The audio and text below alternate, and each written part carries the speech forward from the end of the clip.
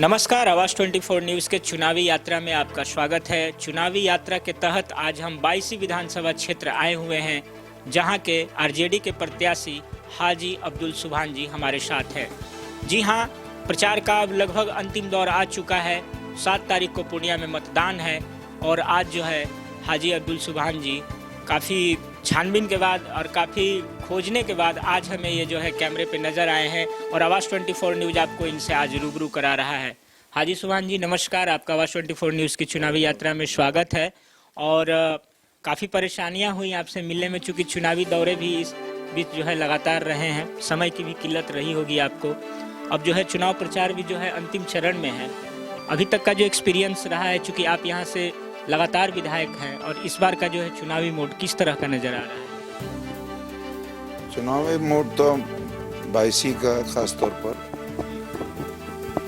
जो मेरा अपना इतने दिनों का ये 10वां चुनाव मैं लड़ रहा हूँ। 9 चुनाव पहले लड़ चुका हूँ और एक ही दल से लड़ रहा हूँ, और लालू जी के ही सिंबल से मैं लड़ रहा हूँ। तो चुनाव में हम लोग जो जनसंपर्क करते हैं, तो जनसंपर्क में ही अंदाजा हो जाता है कि क्षेत्र की मतदाताओं की सोच क्या है, क्या वो निर्णय लेना चाहते हैं। तो अब तक जो मेरा अपना तजुर्बा कहता है कि एनडीए से टक्कर है ही नहीं, पतंग तो खैर कहीं नहीं है।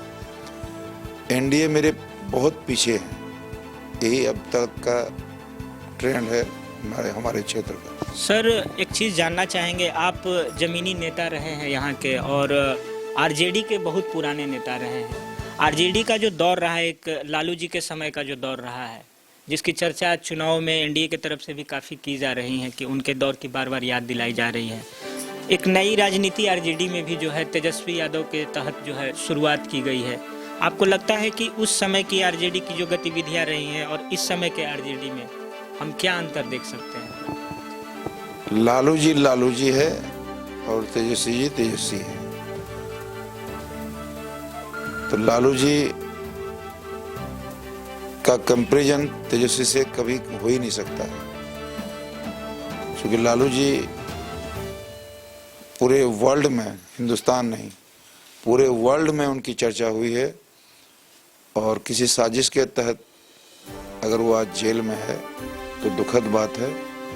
उनका बेटा होनहार निकला है, तेजस्वी जी नौजवान है, अभी काफ़ी मेहनत के बाद उन्होंने ये मकाम पाया है। और हम लोग आज लालू जी जेल में रहते हुए उनकी कमी को ज़रूर महसूस करते हैं, लेकिन उनकी कमी को पूरा करने में ये सफल रहे। मोदी जी का जो शुरू से ही रहा है विकास मुद्दा रहा है, और महागठबंधन भी इस बार विकास रोजगार को ही मुद्दा बना करके जो है पूरा चुनाव प्रचार चल रहा है। लालू जी के कार्यकाल में जो जिस तरीके से राजनीति बिहार की चली है, चूँकि आप अनुभवी हैं, ये सवाल आपसे बनता है, उस समय के भी कार्यकाल में आप रह चुके हैं उनके साथ, बिहार को आपने देखा है। और अभी का जो समय चल रहा है, तेजस्वी जिन वादों को कर रहे हैं, आपको कितना भरोसा है? चूँकि है तो आपके ही दल से जुड़े हुए हैं, लेकिन एक अनुभव के तौर पे क्या आप बताना चाहेंगे कि बिहार को अब विकास के प्रगति पर तेजस्वी ले जाने के लिए तैयार हैं पूरी तरह से? देखिए, लालू जी के कार्यकाल में मैं विधायक रहा, मंत्री रहा, वो बिना वादा किए हुए दरोगा बहाली हुई, बिना वादा किए हुए रेलवे में बहाली हुई, बिना वादा किए हुए शिक्षक की बहाली हुई। और ये वादा कर रहे हैं तो किस उम्र में वादा कर रहे हैं? 31 वर्ष की उम्र में वादा कर रहे हैं। ये निश्चित रूप से जो आने वाला भविष्य इनका राजनीतिक है, तो अपना भविष्य को किसी भी हालत में ये समाप्त नहीं करेंगे। इनका लंबा समय है राजनीति में, और लंबे समय के लिए जो बोल रहे हैं वो ये हर हालत में वो करेंगे, ताकि आगे की राजनीति उसका जिंदा रहे। तेजस्वी सरकार अगर बनती है, तो अगर हम 22 विधानसभा क्षेत्र की बात करें, आप पुराने समय से यहाँ के विधायक रहे हैं, मूलभूत जो समस्याएं यहाँ की रही हैं और किसानों से भी जुड़ा हुआ, और सबसे मेन मुद्दा रहा है कि 22 एक फ्लडेड एरिया माना जाता है, बाढ़ पीड़ित क्षेत्र है, और हर साल यहाँ पर इस तरह की जो विभीषिका जो है आती है। इसका कोई परमानेंट सॉल्यूशन क्या कोई निकाला जा सकता है आने वाले समय में? और इस टर्म की जहाँ तक बात करें, क्या एक मुद्दा आपके लिए होगा? देखिए, यहाँ पर एक चर्चा थी जनाब स्वर्गीय तस्लीमुद्दीन साहब के समय में महानंदा बेसिन का। तो महानंदा बेसिन हमारे यहाँ संभव नहीं है, चूँकि बहुत घनी आबादी है और 3 बड़ी नदी है। महानंदा सबसे बड़ी नदी है, कनकई उसके बाद है, परवान नदी भी है। तो कहीं से भी वो महानंदा बेसिन कामयाब होने का कोई सवाल नहीं है। तो हमारा अपना लक्ष्य है ये कि इस बार जो हमने प्रयास किया था, तो चूँकि हमारे मुख्यमंत्री हमारे नहीं रहे, हमारा मुख्यमंत्री बनता है अगर, तो सबसे पहला काम मैंने कहा है कि रिवेटमेंट हर हालत में, बोल्डर पिचिंग, सभी 27 गांव जो कट रहा है, कई गांव का नामो निशान नहीं रहा।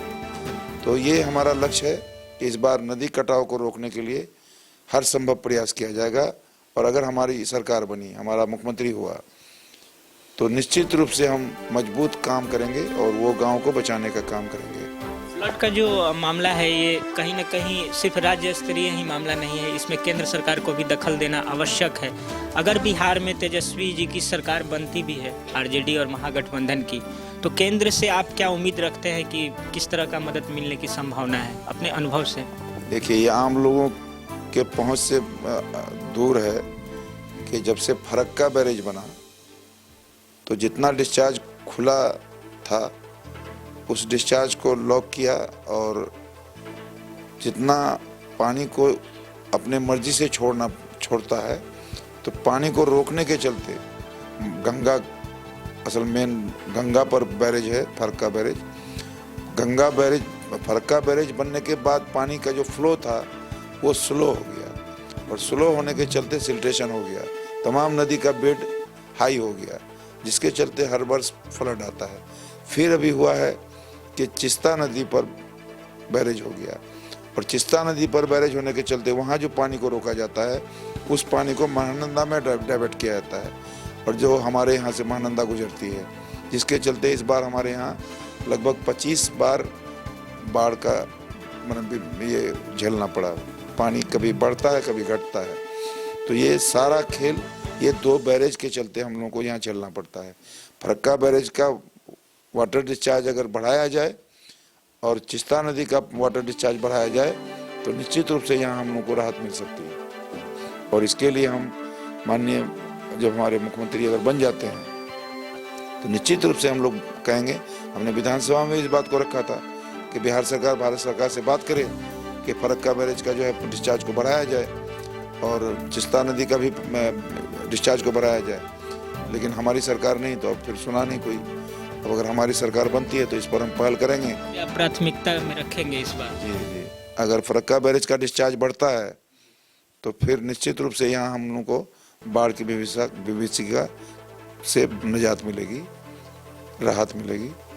अब्दुल सुभान जी, ये प्रोजेक्ट अगर इस एरिया में हो जाती है तो ये सबसे बड़ी उपलब्धि मानी जाएगी, क्योंकि रोड वगैरह जो भी मूलभूत चीज़ें हैं वो तो किसी न किसी सरकारों में और आपके द्वारा भी बहुत विकास किया गया है क्षेत्र को, लेकिन ये बाढ़ फ्लड का जो सबसे बड़ा मुद्दा है, ये काफ़ी गंभीर मुद्दा है। चलिए, अंत में आप जनता के लिए आवाज़ 24 के माध्यम से अगर 2 शब्द क्या कहना चाहेंगे, चूँकि अब वोटिंग जो है 7 तारीख को होने वाली है, समय काफ़ी कम है। मतदाता हमारे ऊपर विश्वास करते हैं, और आज से नहीं 85 से मुझे 6 बार सेवा करने का मौका दिया। 3 बार किसी कारणवश मौका नहीं मिला। 21 वर्षों से मैं अगर सेवा कर रहा हूँ, आज भी मैं निवर्तमान विधायक हूँ, तो ये जनता का प्यार ही है। मैं उस जनता पर विश्वास करता हूँ कि उन्होंने जो आज इस मकाम पर पहुँचाया है। जब हमारी सरकार बन रही है और बनने वाली है, तो निश्चित रूप से हमारी दिली यह है कि हमारी जनता, यहाँ की जनता, 82 के मतदाता निश्चित रूप से जिसकी सरकार बन रही है उनके ही विधायक को चुनेंगे। और हमारा अपील है कि आप ऐसे वैसे दल में देकर अपने क्षेत्र के विकास को ना रोकें, और आपसे अपील है कि हमारे राष्ट्रीय जनता दल के लालटेन जो हमारा निशान है, ईवीएम पर लालटेन देखकर आप दबाएं बटन। इन्हीं बातों के साथ हम आप तमाम लोगों से इजाज़त चाहते हैं। बहुत बहुत शुभकामनाएं सर हमारी तरफ। बहुत बहुत धन्यवाद। तो ये थे अब्दुल सुबहान जी, जो बायसी के पूर्व विधायक भी रहे हैं, लगातार यहाँ के अनुभवी नेता रहे हैं, इस क्षेत्र को बहुत ही बारीकी से जानते हैं और आरजेडी के चुनाव चिन्ह पर फिर से जो है बायसी के प्रत्याशी हैं। पुराने अनुभव और विश्वास के साथ इनका कहना है कि विश्वास बनाए रखे, क्षेत्र का विकास लगातार जारी रहेगा।